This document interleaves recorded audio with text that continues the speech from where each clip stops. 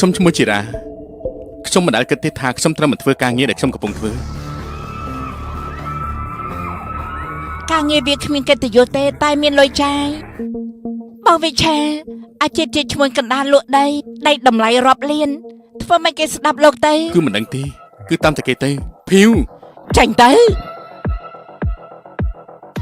អានីតាអាជីពជាអ្នកវិនិយោគឲ្យ credit គ្នាឯងហើយអ្នកទាំងពីរនេះពិតជាជួយសហការគ្នាមែនរឿងរបស់យើងគឺជាកិច្ចសន្យានៃការរកស៊ីបានបើសិនជាចង់ច្បាញ់ត្រូវតែច្បាញ់បើខ្ញុំចង់មានសាច់លោកតែធ្វើតម្រាំតែខ្ញុំពេញចិត្តលោកគិតថាខ្លួនឯងសំខាន់ដល់ម្លឹងផងឯងខ្ញុំនឹងដេកអង្គុយ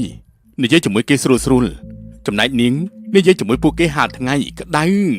ស្រីម្នាក់នោះគេបង្ខំឲ្យឯងឈប់ធ្វើការងារនឹងញើមកបបួលខ្ញុំទៅបន្តខ្ញុំទៅល្អជាងកុំអីមើលខុសត្រូវក្នុងហើយបានល្អទៅជឿខ្ញុំណាហេ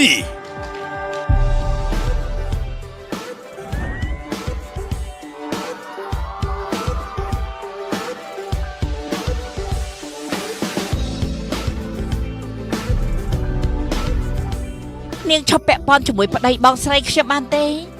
យើងមិនអាចកែប្រែអតីតបានតែយើងនឹងសាកធ្វើបច្ចុប្បន្នសាកមើលមិនចូលចិត្តនិយាយស្ដីបែបនេះ